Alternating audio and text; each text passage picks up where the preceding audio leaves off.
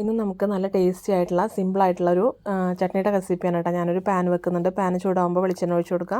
പിന്നെ നമുക്ക് അരിഞ്ഞ് വെച്ചിട്ടുള്ള തക്കാളി സബോള ഇട്ട് കൊടുക്കുക കേട്ടോ. അതിലോട്ട് പിന്നെ ആവശ്യത്തിന് ഉപ്പിട്ട് കൊടുക്കുക. നന്നായിട്ടൊന്ന് ഇളക്കി കൊടുക്കുക. അതിനുശേഷം നമുക്കിത് 1 മിനിറ്റ് ഒന്ന് മൂടി വെക്കാം കേട്ടോ. പെട്ടെന്ന് വഴണ്ട് കിട്ടാനാണ്. അതിനുശേഷം നമുക്കിതിലോട്ട് ആവശ്യമായിട്ടുള്ളത് തേങ്ങയാണ്. അതൊന്ന് വഴണ്ട് വന്നതിന് ശേഷം നമുക്കതിലോട്ട് ഞാനൊരു അര തേങ്ങയാണ് ഇട്ട് കൊടുക്കുന്നത് കേട്ടോ. നിങ്ങൾക്ക് ആളുകളുടെ എണ്ണ അനുസരിച്ചിട്ട് തക്കാളിയുടെയും സബോളയുടെയും തേങ്ങയുടെ ക്വാണ്ടിറ്റി കൂട്ടാം കേട്ടോ. ഞാൻ അര തേങ്ങയാണ് ഇട്ട് കൊടുക്കുന്നത്. പിന്നെ ഈ ഒരു തേങ്ങ ഇട്ട് കൊടുത്തതിന് ശേഷം നന്നായിട്ടൊന്ന് ഇളക്കി കൊടുക്കുക. അതിനുശേഷം നമുക്ക് ഇതിലോട്ട് 1/2 ടീസ്പൂൺ മുളക് പൊടി ആഡ് ചെയ്ത് കൊടുക്കാം കേട്ടോ. നിങ്ങൾക്ക് എരിവ് കൂടുതലാണ് ഇഷ്ടം വെച്ചാൽ 1 ടീസ്പൂണൊക്കെ ആഡ് ചെയ്ത് കൊടുക്കുക. ഞാനിവിടെ 1/2 ടീസ്പൂൺ ആഡ് ചെയ്ത് കൊടുക്കുന്നുള്ളൂ. പിന്നെ നന്നായിട്ടൊന്ന് ഇളക്കി കൊടുക്കുക. നന്നായിട്ട് ചൂടാക്കി എടുക്കുക കേട്ടോ. പിന്നെ ചൂടാക്കിയതിന് ശേഷം നമുക്കിത് മിക്സിയുടെ ജാറിലോട്ട് ഇട്ട് കൊടുക്കാം. പിന്നെ നന്നായിട്ട് കുറച്ച് വെള്ളം ഒഴിച്ചിട്ട് നല്ല തിക്കിൽ അടിച്ചെടുക്കണം കേട്ടോ. ലൂസായി കഴിഞ്ഞ് കഴിഞ്ഞാൽ ടേസ്റ്റ് ഉണ്ടാവില്ല.